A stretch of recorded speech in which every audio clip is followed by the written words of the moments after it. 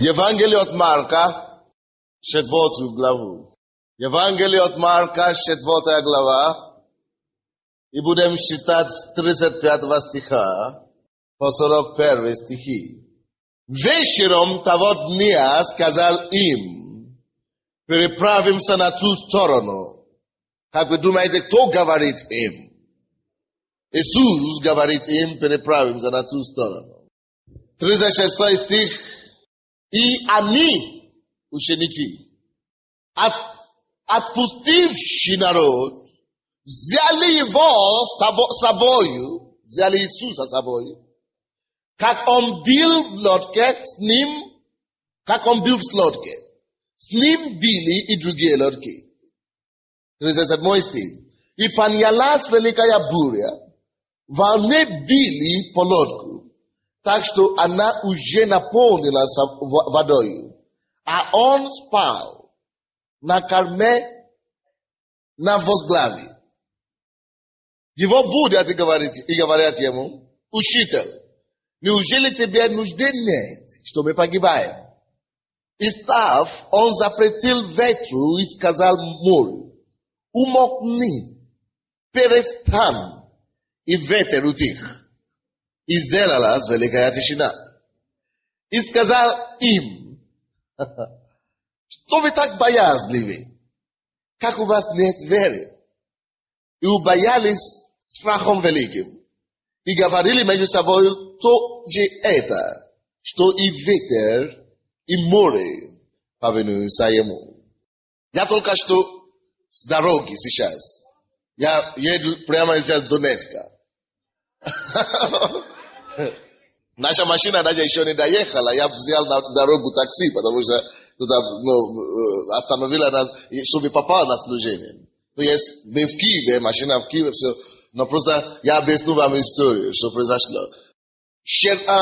Понедельник после Лидерского, на Лидерском я свидетельствовал о машине, которая Бог благословил нас.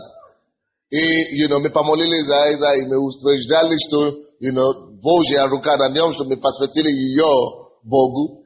И во вторник я должен был выехать и поехать в Донецк. Я не хотел ехать в Донецк, я не хотел отправиться на эту поездку, потому что у меня была здесь дела, которые я должен был заниматься. Но там очень серьезная была встреча.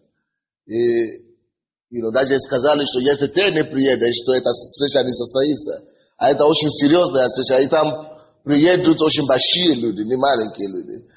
Там есть такая группа, неофициальная группа.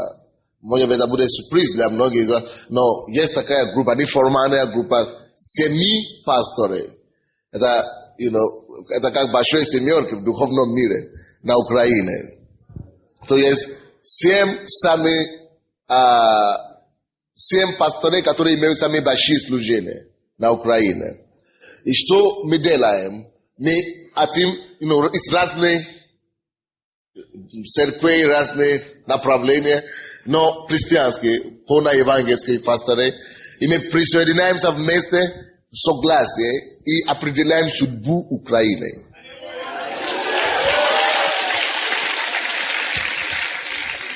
Если вы не знали, я вам скажу, что только после того, как эта группа семерки пасторов, все ведущие, все регионы в Украине согласились, только после этого смогли ввести гривны.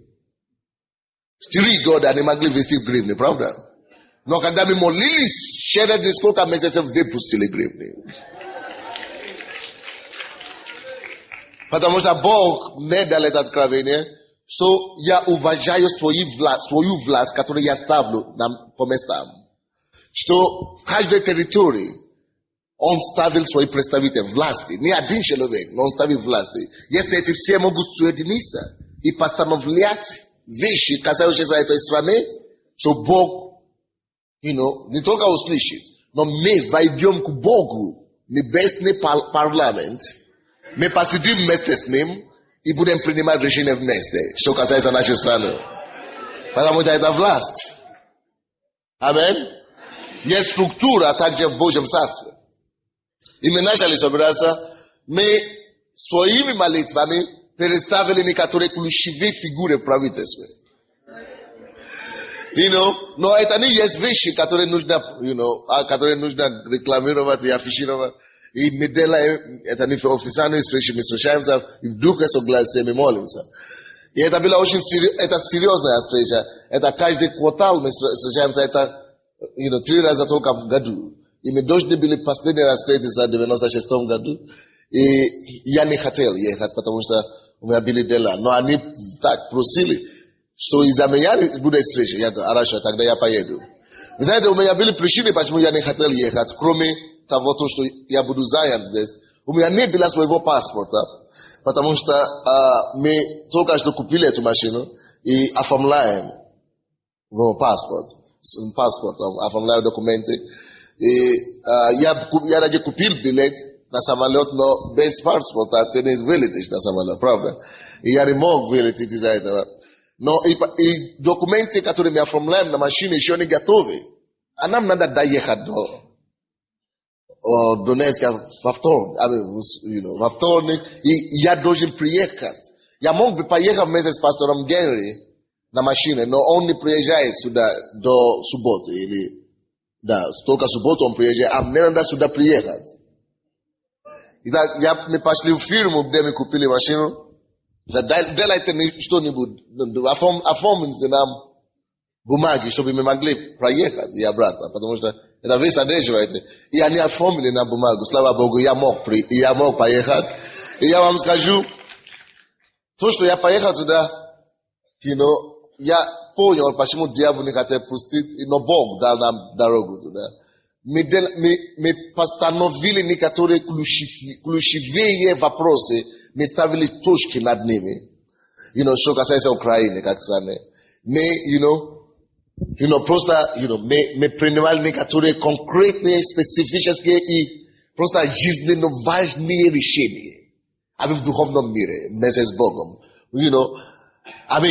То, что мы делали там, это просто будет сказываться на судьбу христианства в этой стране.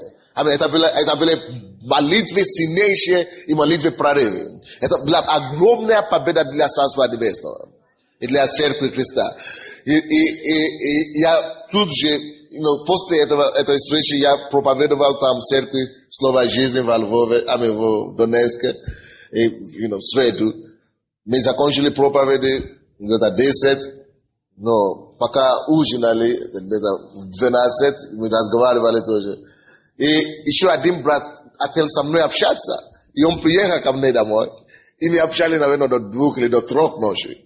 И мне надо было выехать из Донецка в 6 часов утра, иначе мы не успеем на служение. А я должен попасть сюда. Я знал, что, я много часто езжал, и мне надо быть здесь, чтобы я хотя бы почувствовал, что пастор не пропал. И поэтому я старался, я уже сказал, я буду здесь по-любому. И мы выехали, но когда мы выехали отсюда, здесь был снег. Там не было снега, когда мы приехали. Но когда мы выехали отсюда, здесь нету снега, а там уже снег. Лед, очень хороший лед. Иди сюда. Это брат из охраны, который будет меня водить. Он сейчас помогает водить эту BMW, хорошую машину. Пускай мы... Аллилуйя. Я хочу, чтобы он рассказал вам свидетельство, что случилось на дороге. Потому что после того, что мы делали, просто, весь ад поднялся против нас. Просто весь ад поднялся. И это было так интересно, как чудесно Бог нам дал победу. Потому что если бы не Бог, мы бы не стояли здесь, мы бы, просто расскажи, что случилось. В общем, дорога была ужасная. Слава Богу. Лед был. У нас было 2 водителя. Он еще, основной водитель, Володя. И как раз в Донецке вел Володя, да? Володя водил машину, да? В Донецке? Оттуда сюда. Оттуда он, да. Да, а я спал. Дальше. Володя был за рулем, мы ехали, и тут Совершенно неожиданно машину понесло. Пастырь спал, а мы бодрствовали. Ну, наверное, неправильно бодрствовали. Надо, наверное, еще молиться было. Ну, в общем, машину понесло.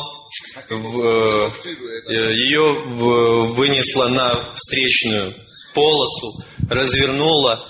И она уже, в общем, там где-то вот такой вот кювет, вот такой высоты. Кювет, и мы уже практически летели в этот кювет, задом машина неслась. Значит, и в этот момент, ну, машина вот шла вперед, и ее понесло, и вот так вот развернуло, и вот как раз вот так кювет. В общем, да.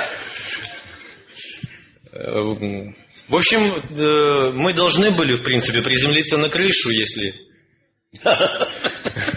вообще должны были приземлиться, если бы не сгорели в плотных слоях атмосферы. Потому что скорость была такая неплохая. И, короче, оттуда я слышал крики. Сначала крики Володя. Я спал. Я слышал крики. А потом второй крик.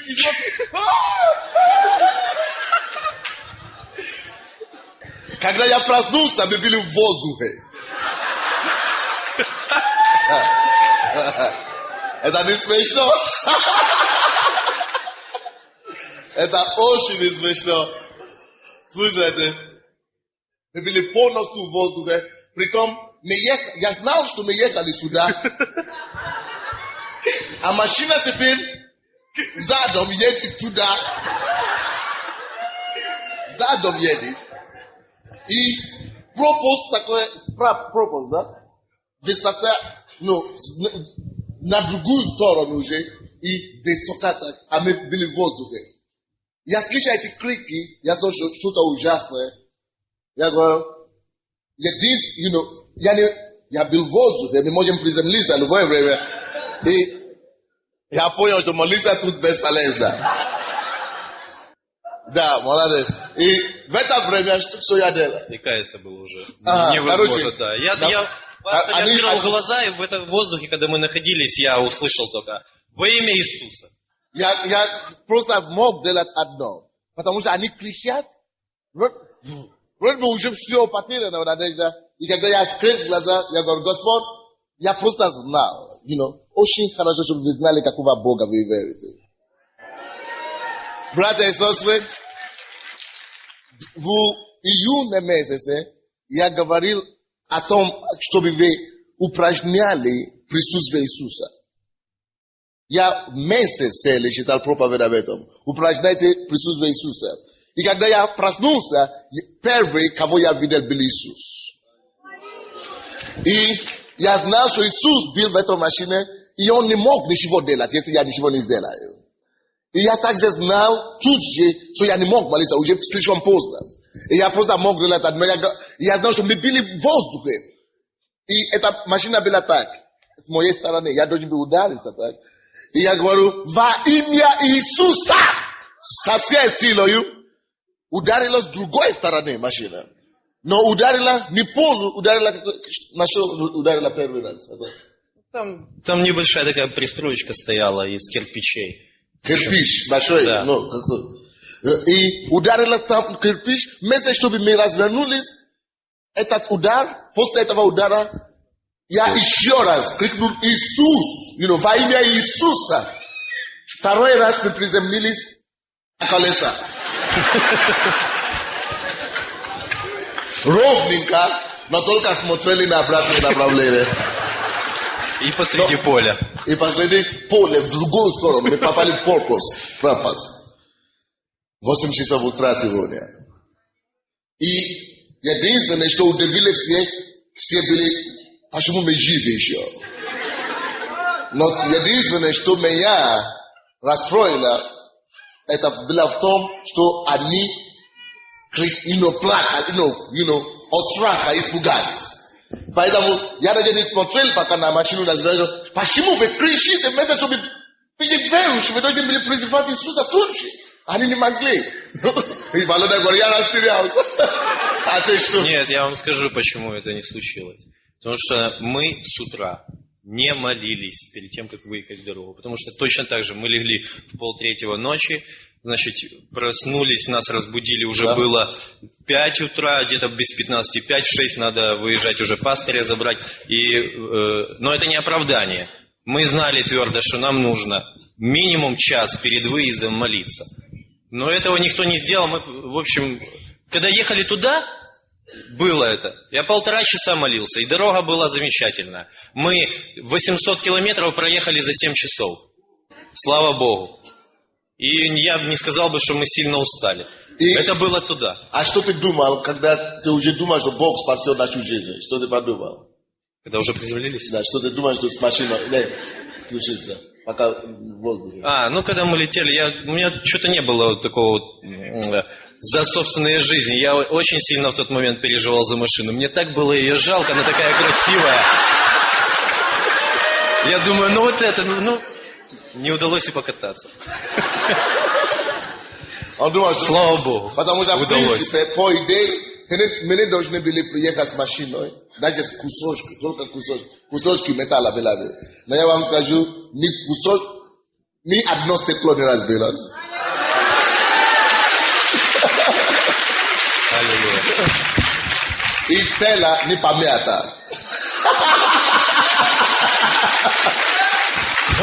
Единственное, только бампер задний. Бампер сзади ударило чуть-чуть.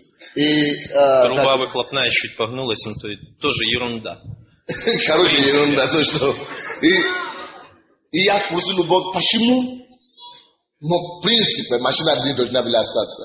А Бог говорит, что потому что эта машина не твоя идея, не твоя идея, это моя идея.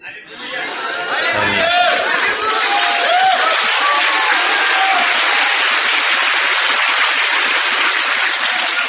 То есть, я не боролся за машину, я не искал машину, он привел ее. Говорю, поэтому ничего не должна была случиться с машиной и так далее. Но дьявол тоже все равно так разозлился, что мы живы остались, и машина здравая, мы поехали дальше. Но нам помогли вытащить и так далее. И когда мы приехали сюда, почему машина еще не приехала? Опять, мы уже ехали медленно, но рядом с нами ехали многие машины, переехали. Почему-то нас остановили за превышение скорости. 80 километров по Бориспольском трассе. По Харьковскому. По Харьковскому, да. И остановили нас, и сразу собирают водительские права и так далее. Номера. И мы поехали в ГАИ. И, там, конечно, уже собирал машину обратно, но они хотели оставить машину, потому что еще документы не собраны с ГАИ. Это не было полностью документы, только доверенность нам дали, нет документов на сервис. Опять проблемы. Но они выпустили на все нормально. Но, я просто это говорю, чтобы вы могли знать, что даже вы выходите с утра, вы даже не замечаете, что Бог делает для вас. Почему мы говорим, что это есть месяц благодарения? Вы могли бы меня видеть в воскресенье и меня не видеть больше. Да, потому что мы должны оценить Бога, что Он делает для нас. Вроде бы это обычная вещь. Пойти на работу, приехать на работу, обратно и так далее. Это не так просто. Ну, что угодно может случиться. Что угодно может случиться. Но Бог хранит тебя и меня.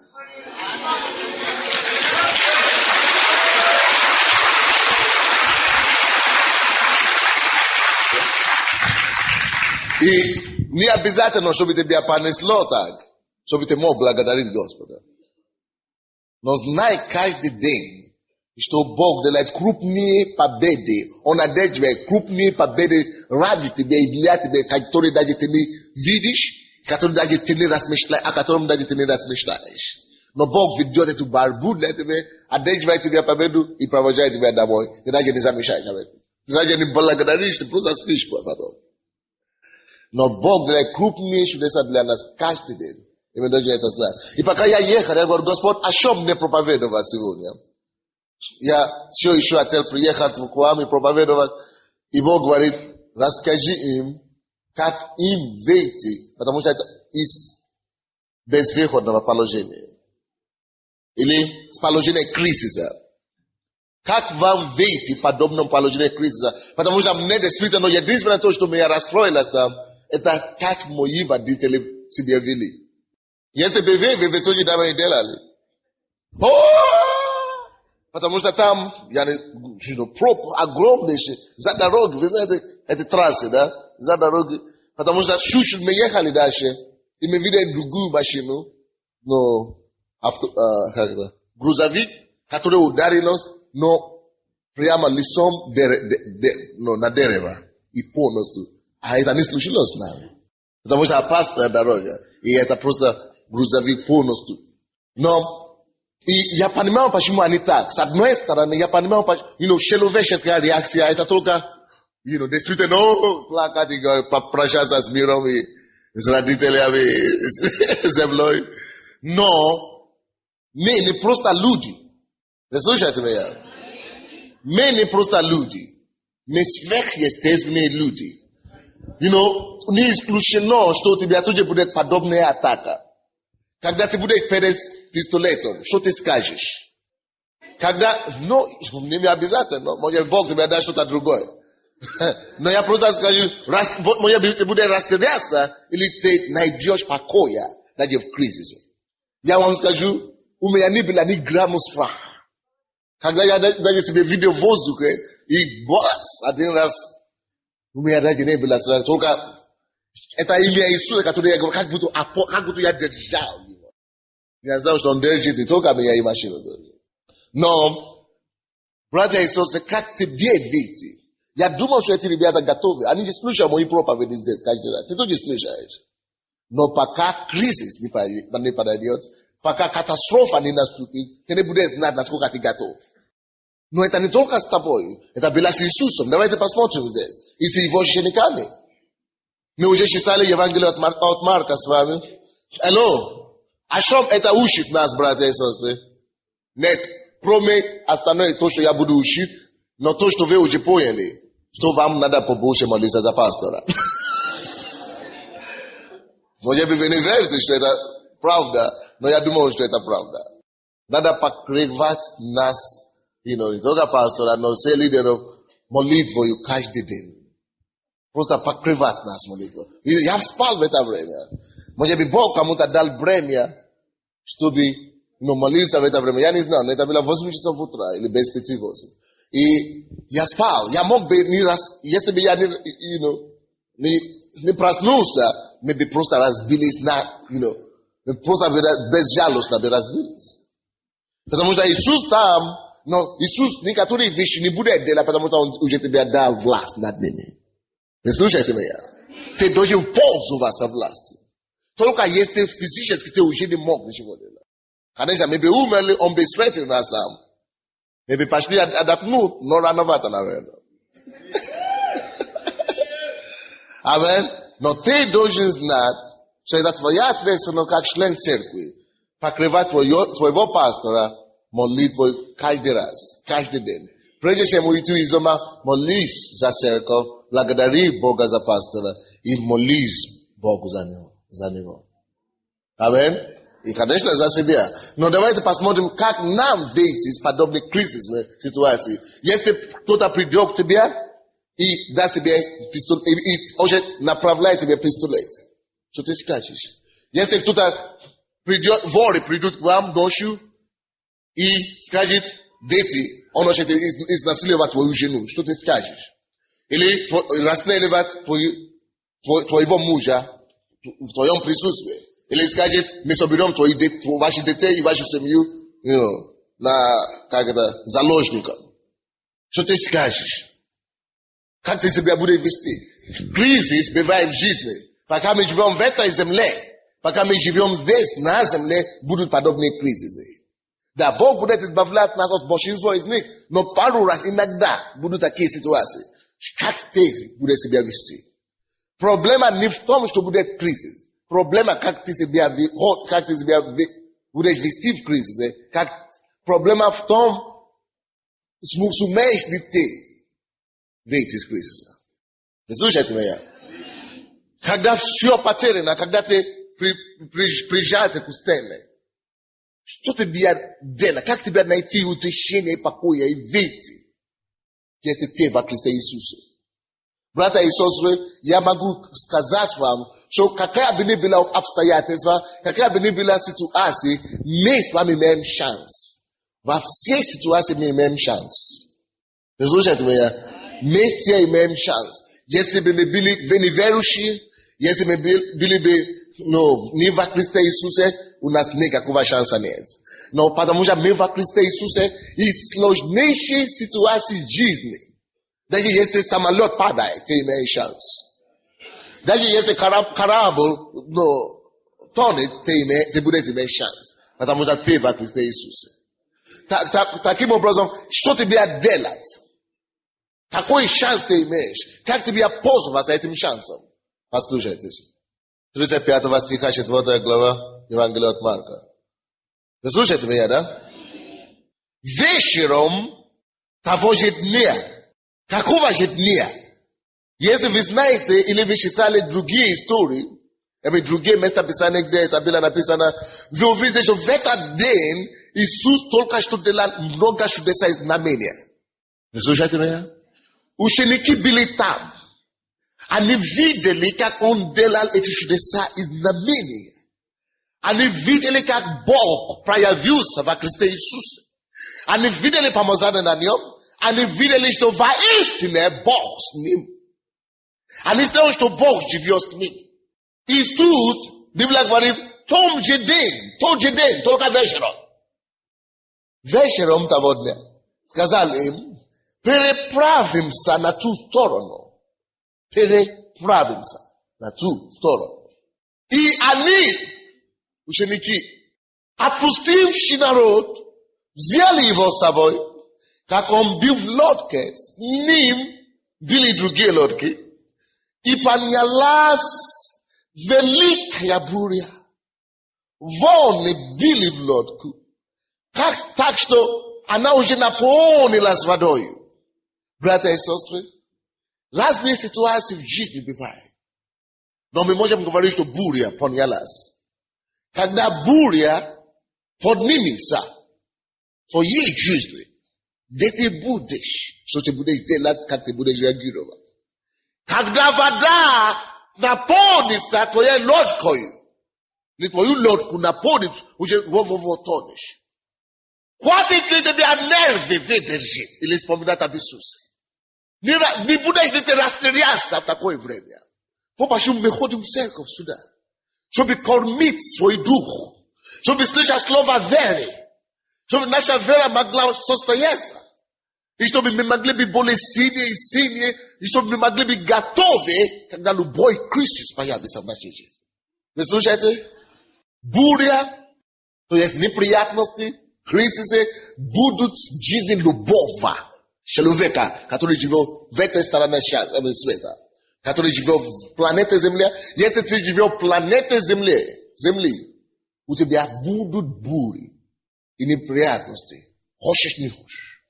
Христианин, не христианин. Но наше преимущество в том, что мы во Христе Иисусе. И в этом есть выход. Но даже если ты во Христе Иисусе, ты должен знать, что, когда нужно делать. Поэтому мы ходим в церковь, чтобы слушать истину. Потому что вы познаете истину, и истина сделает вас свободными. И в жизни у Иисуса были свои бури. В моей жизни есть свои бури, были свои бури, будут бури. Но я выхожу из них, я еще радуюсь. Иисус выходил, Он стал победителем. Он стал героем над обстоятельствами и над бурями. Ты должен стать таким же героями над сложными ситуациями и обстоятельствами. Разрешающие любые бури и землетрясения в жизни. Аминь. Но тут поднялась великая буря в жизни учеников. Это с Иисусом. В жизни учеников. 38 стих. Лодка уже наполнилась водой. 38. А Он, Иисус, спал. Похож на меня.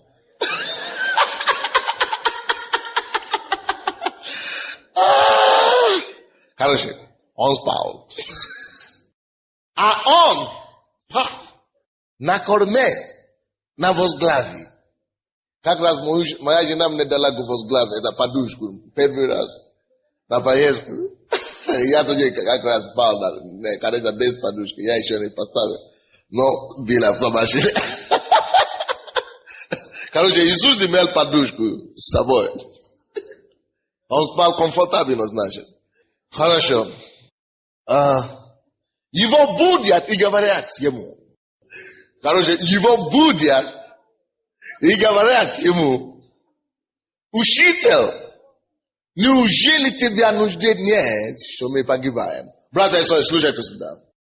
Первая вещь, которую ты должен знать, любая ситуация в жизни, которую ты не попал, которую бы не попал ты. Первую вещь, которую ты должен знать, и напиши себе это, или возьми кассету потом. Это то, что в любой ситуации Иисус с тобой. Это абсолютно точно и четко и неизменно навсегда. Где бы ты ни был, как ужасно бы это ни было Иисуса. Когда нас взяли, водитель говорит: о, пастор с машины, не дайте ему попасть, не дайте ему опоздать и так далее. А он говорит: какой пастор? Ну, что, вы поедете со мной в участковый или сюда, в ГАИ, участок. Я пошел сам к нему. Я говорю: здравствуйте. Он говорит: здравствуйте. Я хочу слышать вас. А вы знаете, кто с вами говорит? Он смотрит, говорит: о, я вас знаю. Вы смотрите по телевизору? Я говорю: да. Второй говорит: что он там? Он спрашивает у второго: ты его знаешь? Узнал? Говорит, что его знал, что? Он выступает по телевизору: это он там болтает. Да, это он болтает.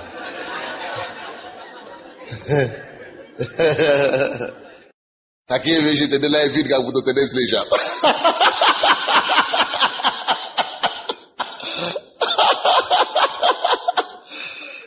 Я делал вид, как будто я не слышал, конечно. Я не слышал плохие новости, я слышал только хорошие. Я закрыл свои духовные уши на это. Я говорю: да, короче, давайте слушайте мое объяснение. Мы не хотим ничего слушать. Я говорю: стоп. Водитель пришел и начал, я говорю: стоп. Мы уже пытались их убедить, мы пытались их просить, прощения и так далее. Они не хотят слушать. Куда вы хотите вести нас? Участок, центральный. Хорошо? Давайте я сяду. Ты тоже сиди, давайте будем ехать с ними. Потому что я знал, раз мы просили их по-человечески, они не слышали. Я знал, что Иисус пойдет пройти. Он дойдет туда, до нас. Я просто знал, и ты всегда должен это знать. То Иисус, прежде меня, пойдет в этой ситуации. Иисус будет действовать раньше меня. Всегда знаешь, что Он здесь. И мы поехали туда. Я говорю: Господь, я не знаю, каким образом, но Иисус, ты проявишь, ты сделаешь это. Я думал, может быть, я приеду туда, кто-то из церкви будет там работать. Или я встречу кого-то там, кого я видел, или кто уважает меня, или что-то. Я говорю: но Иисус что-то сделает. Каким образом я не знаю? Мы туда приехали, он говорит: сидите, время идет. Потом мы звонили в фирму, и оттуда мы брали машину. Вы знаете, что случилось? Директора нет, но замдиректор. Бог так сделал, чтобы директора не было. Потому что замдиректор, он полковник милиции. Аллилуйя!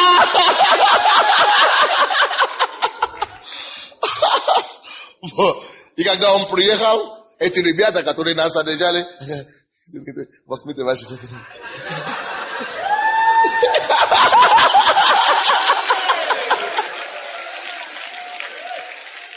Мы хотели по-хорошему.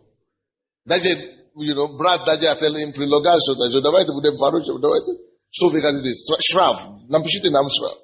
Но ни штраф не получили, ни уважение не получили, ни повышение на работу не получили тоже. Все материальное, мы получили все.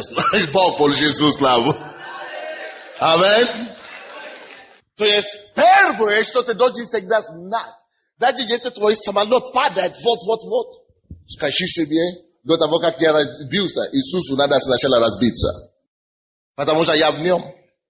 Если ты в этой штуке, там ничего нету внутри. Чтобы ты разбился внутри, надо, чтобы сначала эта штука разбилась. То же самое, как Иисус. Его не видно, но я в нем. В нем двигаюсь, в нем существую, в нем хожу. Аллилуйя. А он уже сказал, я не покину вас и не оставлю вас. Что хочешь? Это железнотворно. Поэтому, прежде чем меня расстрелять, Иисусу надо сначала, чтобы это прошло через Иисуса, а потом на меня. Знаете, однажды один проповедник, с которым я встретился в Нигерии, его остановили милиционеры. И милиционеры в Нигерии, они такие, как хулиганы, знаете. И взяли пистолет, он спорил с ними.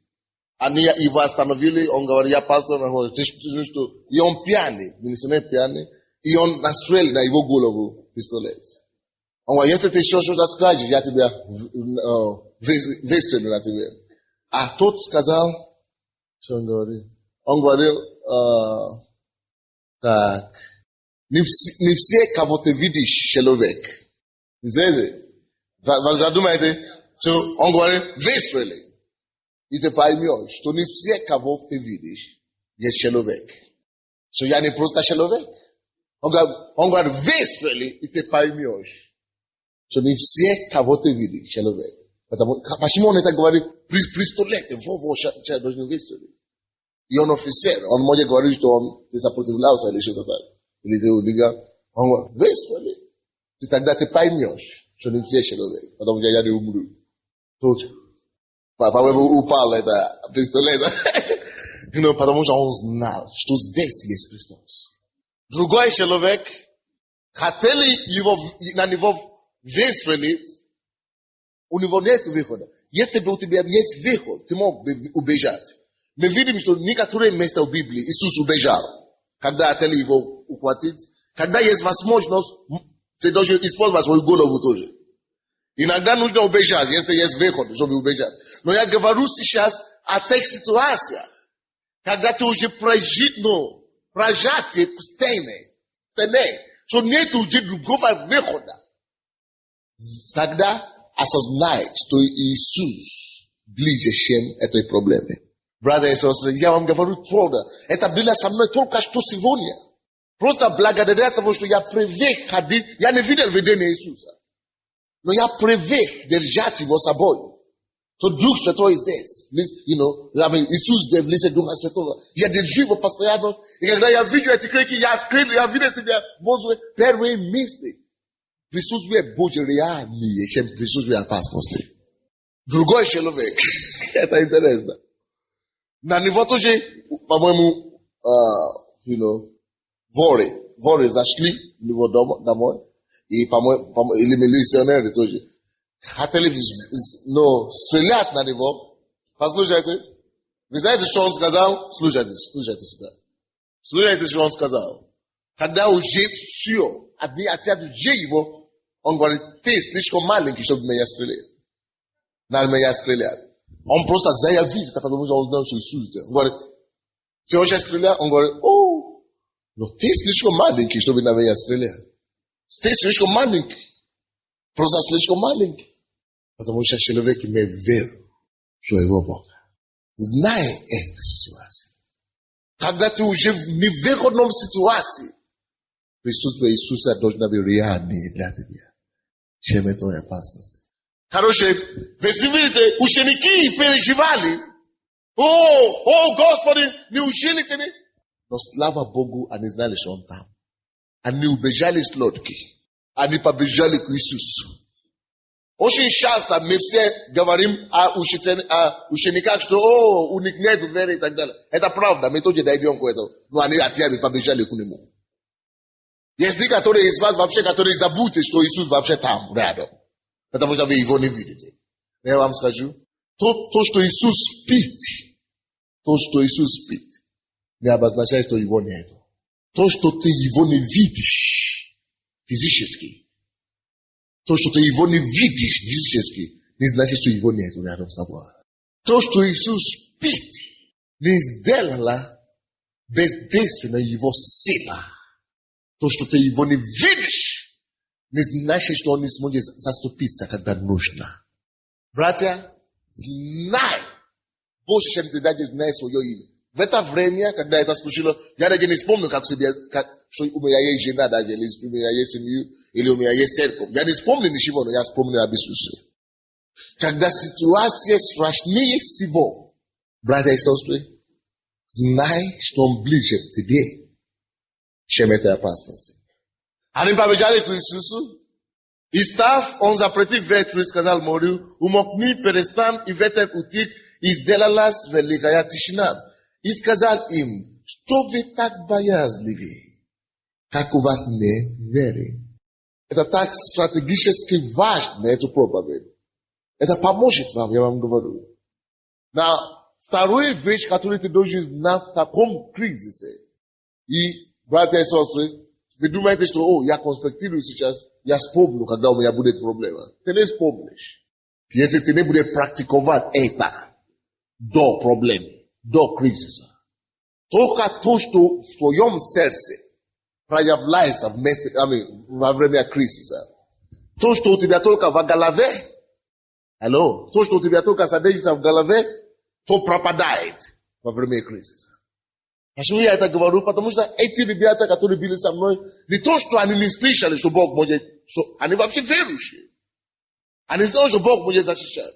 Они могут все цитировать, никакое оружие сделано против нас не будет успешно. Они все знают на Иисус. Они знают, что если Бог за нас, никто не будет против нас. Они знают это на Иисус. Но на Иисус в уме, это не то же самое, что в сердце, укреплено в сердце, в духе. Поэтому то, что я говорю вам сегодня, это, если вы хотите только вспомнить, это когда у вас будет проблема, вы не вспомните. Так что я хочу сейчас заранее вас разочаровать, чтобы вы знали, что вы не вспомните. А вы вспомните, только если вы возьмете сейчас то, что я говорю вам, и вы начнете упражнять это в своей жизни каждый день. Первое, знай, что Иисус с тобой всегда. Второе, потому что это практическая штука. Иисус упрекал учеников только в одном и в одном. Почему вы такие боязливые? Зачем вы боялись? Я вам сказал, что когда у меня была эта ситуация, я слышал их крики, это должно было вроде бы меня наоборот напугать. Но 10 лет тому назад, в том же году, когда я стал верующим, я был только 3 месяца верующим. И я слышал проповедь о страхе. Второе, то, что вам надо, вы слушаете меня, да? И когда я слышал эту проповедь о страхе, что это есть одно из орудий дьявола, я слышал, что страх – это одно из оружий дьявола, чтобы разоружать верующих. Тогда я делал решение, я просто принял решение с Богом, и я вошел заключить завет с ним, что 2 вещи я не буду делать за свою жизнь, пока я не увижу смерть, или я не увижу Иисуса Христа лицом к лицу. Я не буду бояться, я не буду переживать ни о чем. 2 вещи. Спросите у администратора, у тех, которые работают в офисе, у моей жены, у всех, которые были в этой церкви с самого начала, какой бы ни был вызов в моей жизни или в жизни церкви, какая бы ни была проблема, когда все пастор, что нам делать? Я всегда спокоен. Следующее. Второе, самый главный вещь для тебя. Какой бы ни был кризис, какой бы ни был вызов, отказывайся бояться.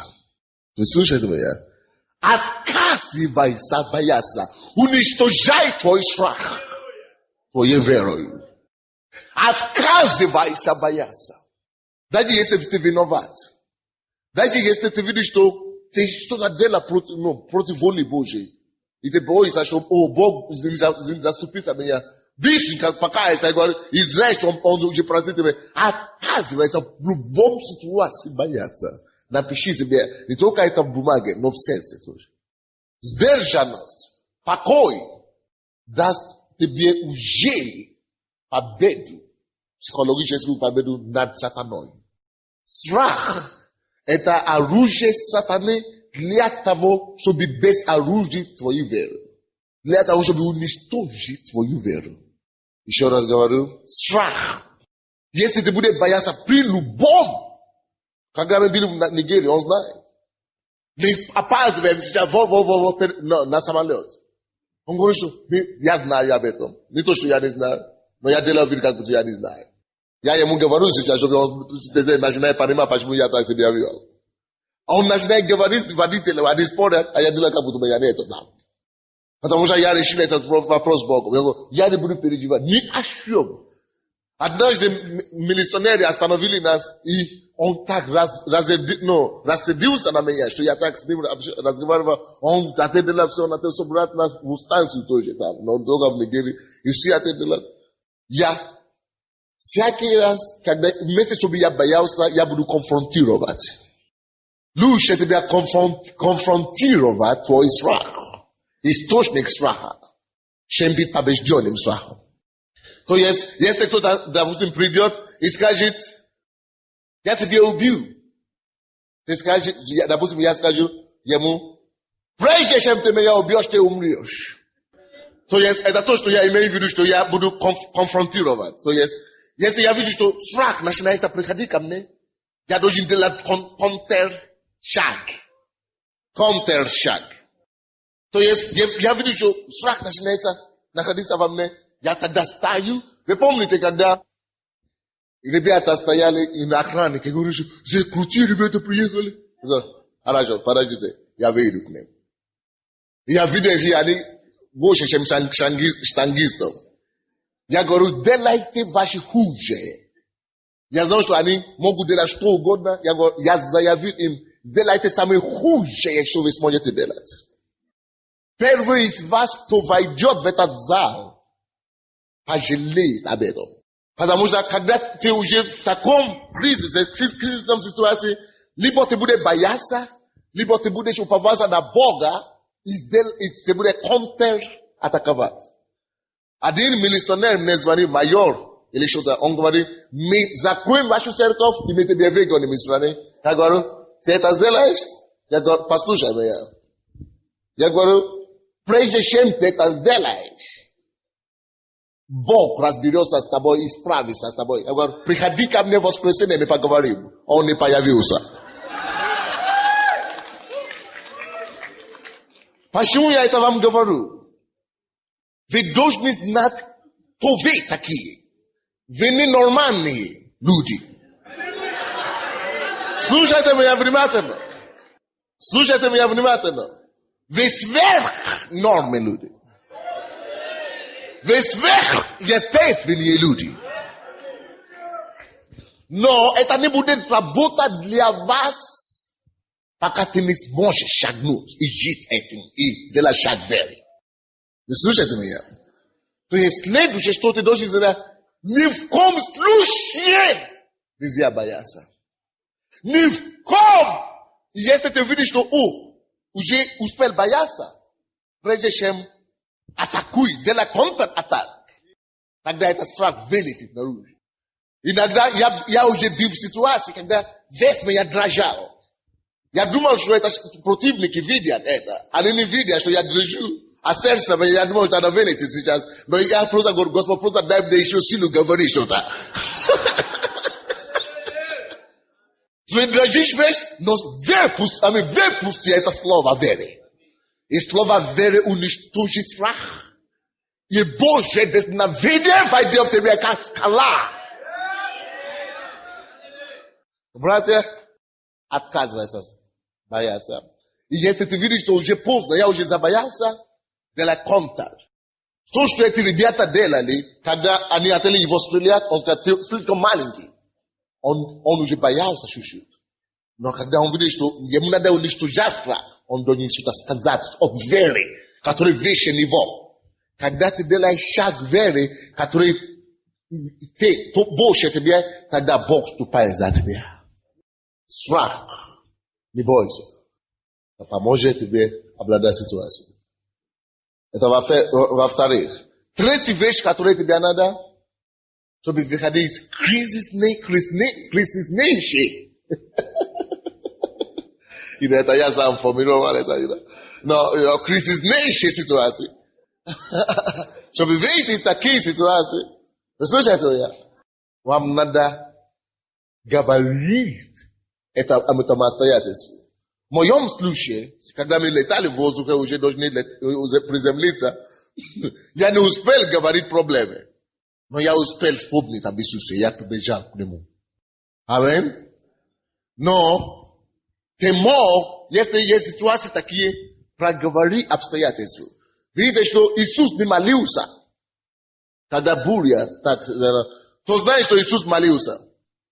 Здесь, где мы читали, кто видит, что Иисус молился? А кто знает, что Иисус не молился тут? 4 глава от Марка. Иисус не молился, я вам скажу. Не, даже после того, как Он проснулся, Он не молился, Он проговорил обстоятельства. Кто-нибудь слышит меня? Давайте посмотрим. 4 глава, 39 стих. И став, его разбудили. Став, он запретил ветру и сказал морю: умолкни, перестань. И ветер утих. И сделала великая тишина. Что это такое? Это не молитва, это приказ. Братья, когда ты видишь, что ты в такой ситуации, и ты еще можешь что-то молиться, или ты еще можешь что-то говорить, запрети. Конечно, если это человек, иногда неудобно говорить, что я тебя запрещаю, но если это обстоятельства такие, проговори.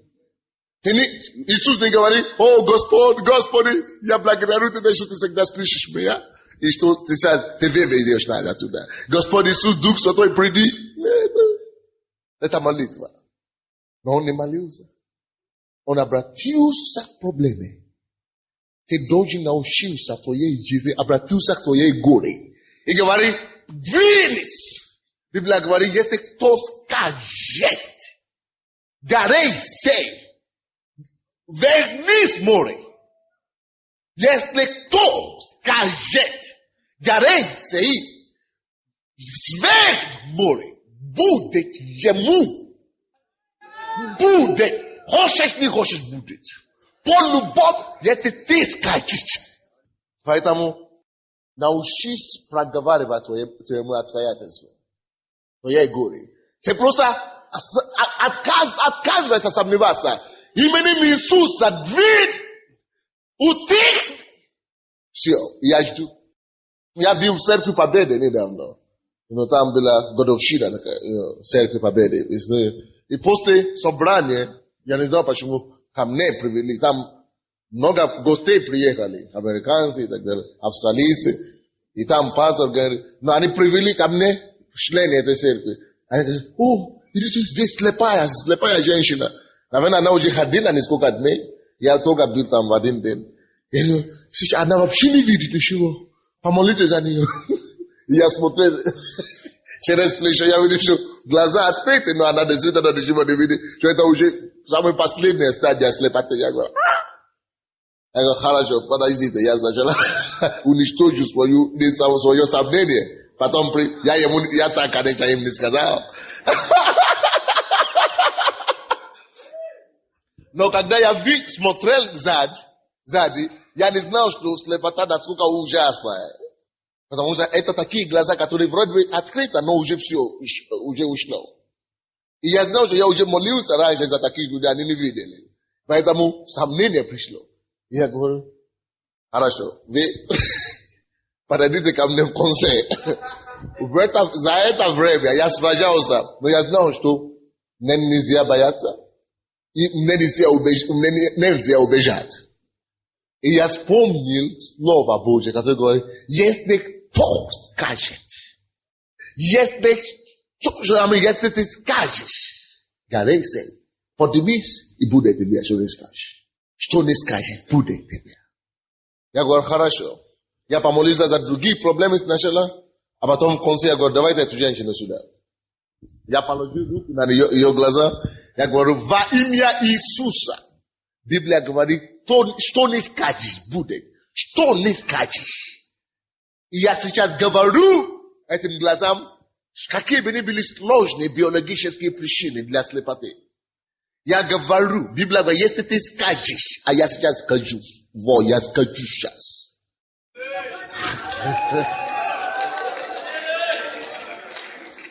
Я говорю, женщина, послушайте, я скажу сейчас.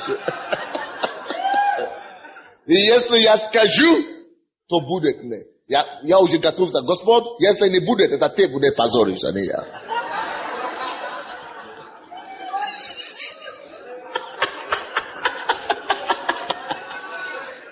Очень многие думают, что пастор, он никогда не бывает, дьявол не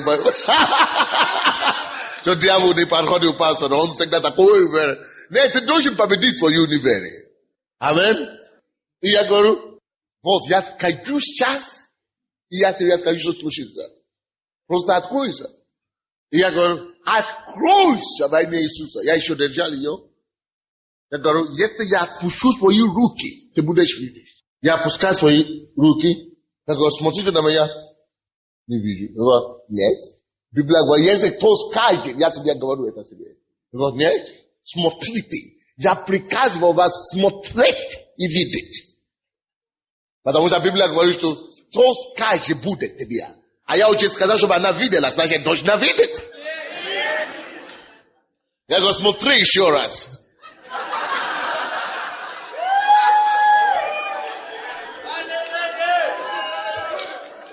Она сказала, не вижу. Там были вокруг зрители такие. Она начали, все тихо стало. Раньше все молили вдруг, бала-бала-бала-бала. А еще тихо, что сейчас не сплю. И я говорю, хорошо, стоп. И я имею такое чувство, что возьми что-то красочное. Я взял шарф красный. Я говорю, алло, ты будешь видеть я, вот, ты посмотришь, я увидишь. Что это? Она говорит, шарф красный.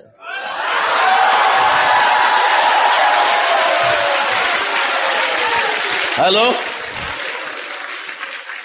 После того я сказал, смотри на меня, во имя Иисуса. Она говорит, кто я такой? Белый или черный? Или... Он говорит, не смуглый, не темный. Правильно.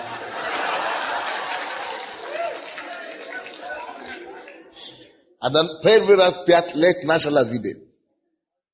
И после того, я не знаю, откуда привезли еще где-то питье слепых. Откуда?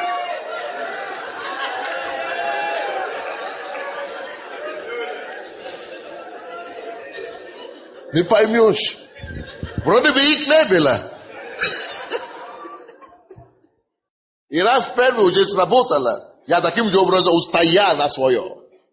И они таким же образом усилили.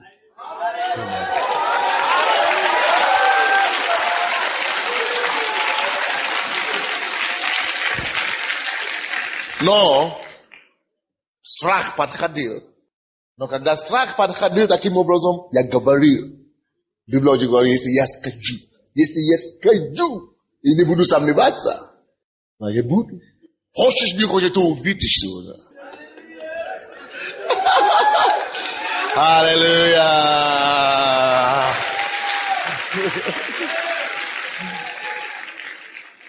Аминь. Это третья вещь, которую вам надо делать, проговаривать вашим обстоятельствам. Давайте все станем, будем молиться. Братья и сестры, я хочу, чтобы вы делали некоторые вещи. Мы не молимся в этом месяце, так?